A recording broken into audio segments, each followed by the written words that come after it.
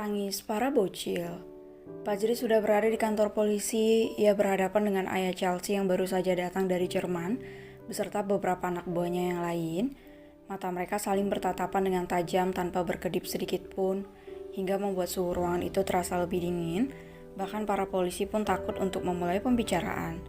"Selamat siang." Terdengar suara yang begitu lantang dan tegas baru saja masuk ke dalam ruangan itu. "Charles." Ayah dari Chelsea menoleh dan terkejut ketika melihat kehadiran Aldebra ada di sana. Ia langsung berdiri dan menyambut kedatangan pria paruh baya itu. "Selamat datang Tuan, ada apa gerangan Anda datang kemari?" ucap Charles terdiam ketika Aldebra melangkah menuju Fajri. "Dasar lemah, kenapa bisa sampai kau tertembak?" bentak Aldebra kepada Fajri. "Namanya juga manusia," ucap Fajri enteng. Aldebra kesal dan memukul luka Fajri yang masih basah. "Ah, sialan kau Pak Tua," ucap Fajri meringis sambil memegang lengannya. "Apa sakit?" tanya Aldebra dingin.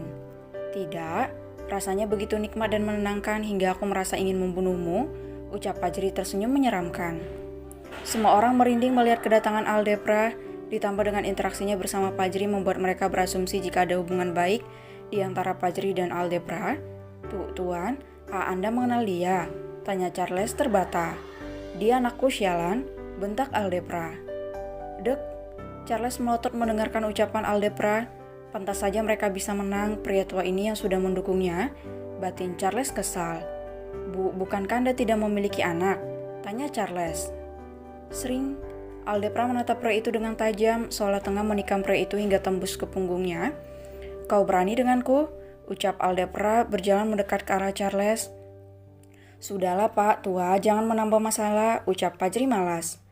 "Kau dasar anak tidak tahu diuntung," ucap Aldebra sangat kesal dengan Fajri. Ia memilih duduk dan menatap pria tampan itu dengan lekat. "Apalagi sekarang?" tanya Aldebra. "Cak, dia tidak terima jika anaknya aku jebloskan ke dalam penjara," ucap Fajri kesal. "Benarkah?" tanya Aldebra kembali menatap Charles dengan tajam. "Benar Tuan, dia tidak akan bisa menjebloskan anak saya ke penjara," ucap Charles tegas. "Kenapa tidak? Apa karena bukan di negaramu?" tanya Aldebra mengernyit. "Bukankah negara ini memiliki aturan tentang itu?" tanya Aldebra menatap polisi yang ada di sana. "Sudah Tuan, hukuman berlaku sesuai dengan laporan dan tuntutan nantinya, sebab semua berkas-berkas dari tersangka sudah kami kumpulkan beserta barang bukti dan beberapa rekaman," ucap polisi itu. "Tegakkan keadilan jika kalian tidak ingin diperiksa oleh juru bicara kenegaraan," ucap Fajri tegas. Charles dan beberapa orang polisi terdiam. Mereka menjadi mati kutu karena melihat kekuasaan Fajri dan Aldebra saat ini. Jikapun tidak melibatkan pihak kenegaraan, status bapak-bapak semua bisa dipertaruhkan karena dunia sudah mengetahui hal ini, sambung Fajri tersenyum penuh kemenangan. "Saya akan mengeluarkan putri saya dari sini dan menuntut adik Anda atas kekerasan yang telah dilakukan kepadanya," ucap Charles yang tidak bisa menahan emosinya. "Silakan, dan saya pastikan hukuman putri Anda akan semakin berat dan lebih berat lagi," ucap Fajri tegas. Charles tidak menjawab, ia memilih untuk melihat Chelsea yang masih berada dalam ruang perawatan yang ada dalam kantor polisi. "Saya ingin membuat laporan," ucap Fajri. "Silakan Tuan," ucap sipir itu mulai mengetik laporan Fajri. "Pertama, dia seorang lesbian dan mengganggu kenyamanan keluarga saya. Perencanaan pembunuhan terhadap adik ipar saya dan juga menewaskan supir pribadi saya. Penculikan dan penyekapan, memisahkan ibu dan anak, tindakan kekerasan, bla bla bla," ucap Fajri menyebutkan semua kesalahan Chelsea, baik dari yang kecil dan remeh-temeh hingga hal yang besar. Aldebra dan para sipir hanya bisa menggeleng melihat tingkah Fajri yang ingin menuntut Chelsea dan Jordan dengan begitu berat. Hingga akhirnya Aldebra menutup mulut pria tampan itu karena terlalu banyak bicara.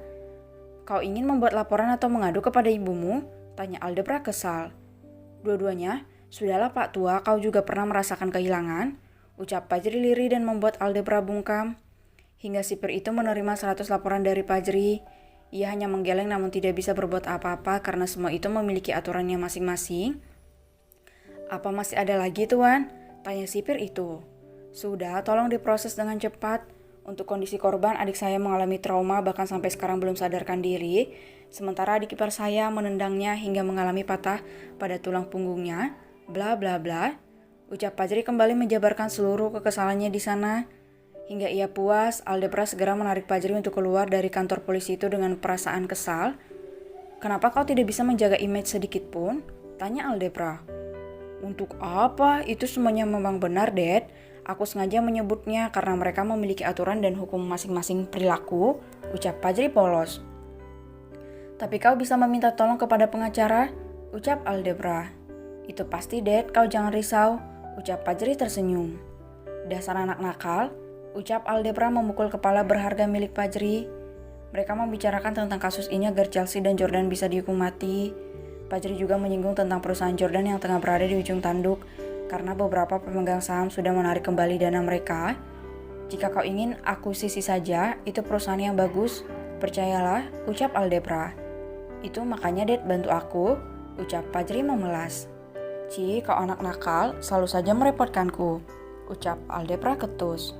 Ayolah Dad, kau memang paling tampan dan begitu baik, bantulah anakmu ini, ucap Fajri memelas. Biasanya kau melakukan apapun sendiri, kenapa kali ini kau meminta bantuanku? Tanya Aldebra. Aku harus menyelesaikan banyak hal, Dad, apalagi perusahaanku sudah terbengkalai karena kasus ini, ucap Fajri. Iya, tapi ada syarat, ucap Aldebra. Apa? Tanya Fajri malas. Bawa anak dan istrimu ke rumahku, ucap Aldebra. Deal? Ucap Fajri tersenyum. Aldebra hanya memutar matanya malas, mereka terus berbincang hingga sampai di apartemen Fajri. Ipana dan Karenja sudah berada di kediaman Dirgantara, begitu juga dengan Safira, Alipa, dan yang lainnya. Mereka begitu sedih ketika melihat kondisi pasangan bucin itu terbaring lemah di atas ranjang. Dek, bangun yuk, sayang. Baby boy belum diberi nama, dia juga merindukanmu, ucap Safira dengan mata yang berkaca-kaca. Bunda, panggil Nela begitu merasa sedih.